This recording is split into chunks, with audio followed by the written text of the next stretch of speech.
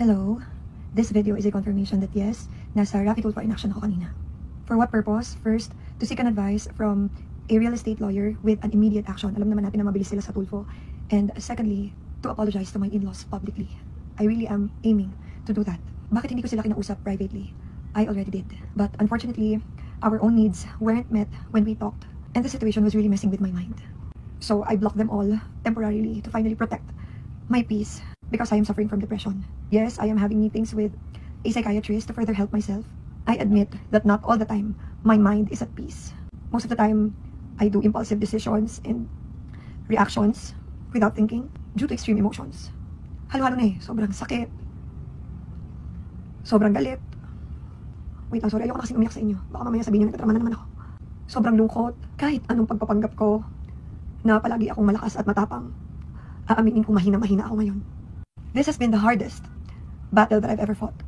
And I am dealing and living with my greatest fear and trauma since childhood. Lahat ng nangyayari sa akin ngayon ay ang lahat din ng mga kinatatakutan ko noon. I won't ask you to understand me why I did the things that I did, lalong-lalo na here on social media, lashing out here on social media. But I just want to tell you that this is my first time facing all of this, facing all of my fears. I didn't know what to do. I acted recklessly. Didn't listen to most better advices. Kahit sa abogado ko minsan, ang tigas ng ulo ko. I am a complete mess. Minsan hindi ako makapag-isip ng tama. Kaya nga hinahayaan ko ngayon na tinatanggap ko ngayon lahat din ng mga panghusga. Muntik na ako mabaliw. And thank God. Thank God for a very strong support system. My kids, my family, my friends. Kayo, I am still able to survive and fight.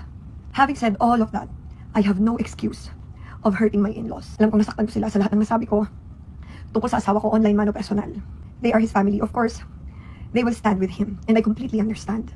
It was somehow a different kind of comfort or relief to finally be able to apologize to them publicly, nationwide, parang ganon. Because I publicly shamed their own as well. Hihingi pa akong muli ng tawad sa kanila sa personal kung magtatagpo pang muli ang mga landas namin at kung hahayaan nila akong gawin yun. I have high respect to my in-laws since they were kind to me during my relationship with Patrick.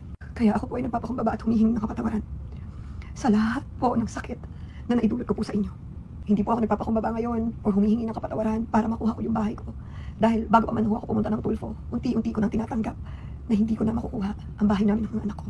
Na maiwawala ko na yun. Sinubukan ko lang talaga to give it a one last push. Para naman wala akong pagsisisi at masasabi ko sa sarili ko na hinilaban ko kung ano yung tingin kong karapatan ko. Karapatan namin ng mga anak ko. Dahil ang bahay na yun ay pinangarap ko para sa mga anak ko. Gusto ko lang talaga humingi ng patawad dahil alam ko pong nasaktan ko po kayo. Kahit ganito na po yung nangyayari, mahal ko po kayo at nirespeto ko po kayo. Marami pong salamat sa lahat po ng naitulong niyo po sa akin. Mahal ko po kayo at mag-iingat po kayo palagi. Gusto ko lang din po magpasalamat sa lahat ng tao sumusuporta, umuunawa, tumutulong, nakikinig, nagmumulat sa akin. Salamat sa tulong niyo lahat. Hindi niyo alam kung paano niyo ako nahihil. Palagi kong sasabihin na ang sarap-sarap magsumbong sa inyo. Kaya pasensya na din kayo kung na-okay na kayo o natatoxic na kayo sa akin. Humihingi ako ng paumanhin. 1 buwan pa lang yung lumilipas. Masakit na masakit pa din ang lahat sa akin. At hindi pa naman dito natatapos yung laban ko at yung sakit. Nawalan ako ng asawa. Nawalan ng mga anak ko ng ama. Nawalan kami ng mga anak ko ng bahay. Halos masiraan ako ng bait. Pinipigilan kong umiyak at tumulo yung luha ko kasi sabihin nila naman ng OA ko o kaya hindi na ako makamove on. Pero gusto ko lang sabihin sa inyo na hindi naman kasi ganun kabilis maghihilom yung mga sugat, yung mga nangyari na halos dumurog sa akin. Bigyan niyo pa po ako ng konting time. Pero ngayon, I will try my very best not to talk about it anymore here on social media. My battle will continue privately, let it be a legal or a personal one. I will try my best. Di man perfecto sa umpisa, pero susubukan ko sa abot ng makakaya ko. Maraming salamat sa inyong lahat. Alam niyo na yun. Patawarin niyo rin ako sa negative energy na na-spread ko dito sa social media. Pasensya na po. This might be the last video that I'll make about my battle unless something needs to be addressed publicly. Yan lang po. May God bless us all.